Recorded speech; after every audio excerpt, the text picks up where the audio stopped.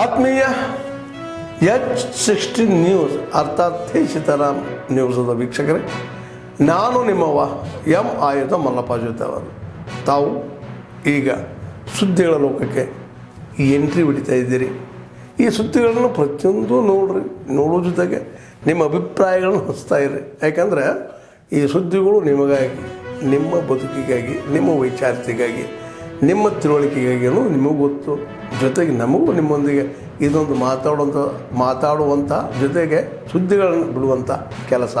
ಈ ಕೆಲಸದಲ್ಲಿ ನಾವು ನಿಮ್ಮೊಂದಿಗಿದ್ದೀವಿ ಅಂತ ಹೇಳ್ತಾ ನೋಡ್ತಾ ಇರಿ ಸುದ್ದಿಗಳನ್ನು. ಗಟ್ಟಿ ಮಾಡಿ 28ಕ್ಕೆ ಚುನಾವಣೆ ಆಗೋದು, ಅದಕ್ಕೆ ಮೊದಲು ಚುನಾವಣೆ ಗೊತ್ತಿಲ್ಲ. ಪೂರ್ವ ಪ್ರಮಾಣದ BJP ಸರ್ಕಾರ 130-140 ಸಿಗ್ತಿರುವಂಥ ಸಂದರ್ಭ ಕೆಲಸ ಮಾಡುತ್ತದೆ.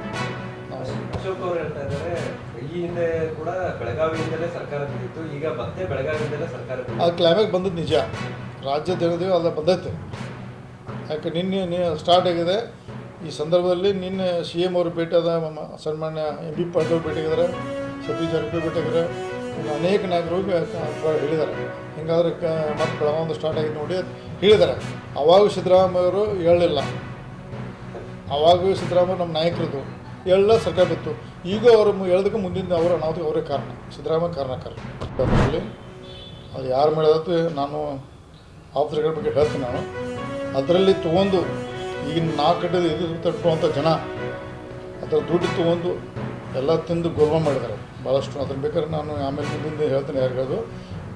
ಅದು ಒಂದು ಕಾಂಗ್ರೆಸ್ ಪಕ್ಷದ ಆಯಿತು. ಅದನ್ನು ಮಾಡಿದಂಥ ಇವತ್ತು ಲಕ್ಷ್ಮೀ ಹೆಬ್ಬಾಳ್ಕರ್ ಇರ್ತಾರೆ, ಅದು ತಪ್ಪು. ಕಾಂಗ್ರೆಸ್ ಪಕ್ಷದ ಪ್ರತಿಯೊಬ್ಬ ನಾನು ಅದನ್ನೊಬ್ಬ ಅದರ ಎಲ್ಲ ಶಾಸಕರ ಅವಾಗ ಯಾರೇ ಶಾಸಕರು ಎಲ್ಲ ಶಾಸಕರು 20-25 ಲಕ್ಷ ಎಲ್ಲ ಕೊಟ್ಟು ಕಟ್ಟಿದ್ದಾರೆ.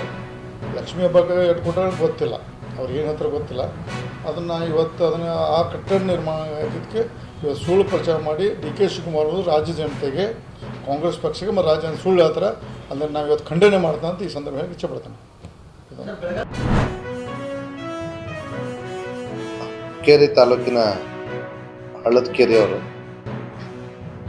ಇವರು ನಮ್ಮ ಠಾಣೆಗೆ ಬಂದುಬಿಟ್ಟು ಒಂದು ಕಂಪ್ಲೇಂಟ್ ಕೊಡ್ತಾರೆ.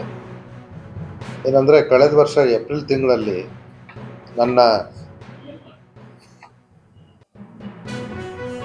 ತಮ್ಮ ಮಹಾಂತೇಶ್ ಸುಡ್ಗಣ್ಣವರನ್ನು ಮಲ್ಕೊಂಡಿದ್ದಲ್ಲೇ ಮರಣ ಹೊಂದಿದ್ದಾನಂಥೇಳಿ ಹೆಂಡತಿ ಮನೆಯವರು ರಾತ್ರೋರಾತ್ರಿ ಅವನ ಮರಣವನ್ನು ಡಿಕ್ಲೇರ್ ಮಾಡಿ ಬೆಳಗ್ಗೆ ಅವನ ಅಂತ್ಯಕ್ರಿಯೆಯನ್ನು ಮಾಡಿರ್ತಾರೆ. ಇದ್ರ ಬಗ್ಗೆ ನನ್ನ ಸಂಶಯ ಇದೆ ಅಂತ ಹೇಳ್ಬಿಟ್ಟು ಒಂದು ಕಂಪ್ಲೇಂಟನ್ನು ಕೊಡ್ತಾರೆ.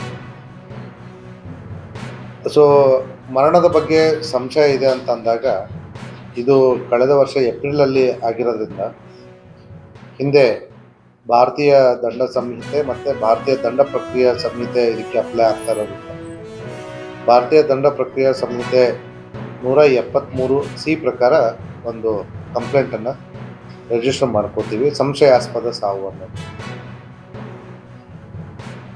ಕಂಪ್ಲೇಂಟ್ ಕಲ್ಲಪ್ಪ ಈತ ಕ್ಲಿಯರ್ಲಿ ತನ್ನ ಸಹೋದರನ ಹೆಂಡತಿ ಮೇಲೆ ಸಂಶಯ ವ್ಯಕ್ತಪಡಿಸಿದ್ರಿಂದ ಸಹೋದರನ ಹೆಂಡತಿ ಮತ್ತು ಅವ್ರ ಕುಟುಂಬದವ್ರನ್ನ ಕರೆತಂದು ವಿಚಾರಣೆ ಮಾಡಿದಾಗ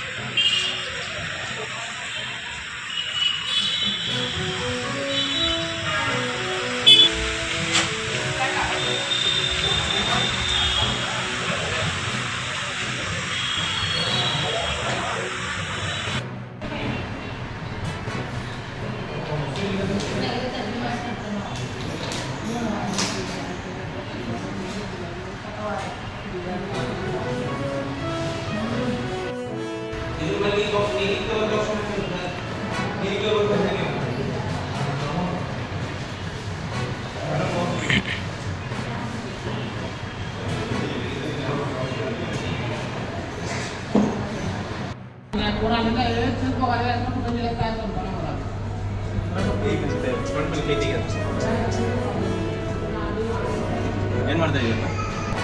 ಶಿವಾನಂದ್ ಸರ್ ಕೇಳಿ ಸರ ಅವರು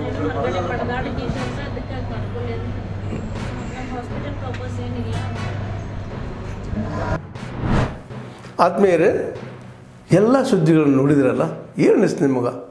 ಇದರಲ್ಲೇ ನಿಮ್ಗೆ ಲೈಕ್ ಆಗಿರ್ಬೋದು, ಡಿಸ್ಲೈಕು ಆಗಿರ್ಬೋದು, ಕಾಮೆಂಟ್ ಬೇಡಪ್ಪ ಅಂತೂ ಅನಿಸಿರ್ಬೋದು, ಕಾಮೆಂಟ್ ಮಾಡಬೇಕಪ್ಪ ಅನಿಸಿರ್ಬೋದು, ಶೇರ್ ಮಾಡಬಾರ್ದಪ್ಪ ಅನಿಸಿರ್ಬೋದು, ಅದು ಮಾಡಬೇಕು ಅನಿಸಿರ್ಬೋದು. ಏನಾದರೂ ಆಗಲಿ ಶೇರ್ ಮಾಡ್ತಾಯಿರಿ, ಈ ನ್ಯೂಸ್ಗಳನ್ನ ಹಂಚ್ತಾ ಇರಿ, ಜೊತೆಗೆ ಇದಕ್ಕೆ ಸಬ್ಸ್ಕ್ರೈಬ್ ಆಗ್ತಾಯಿರಿ ಅಂತ ಹೇಳ್ತಾ H16 ನ್ಯೂಸ್ ಅರ್ಥಾತ್ ಹೇ ಸೀತಾರಾಮ್, ಇದು ಸತ್ಯದ ಕೈಗೆ ನಡಿ. ವಂದನೆಗಳು.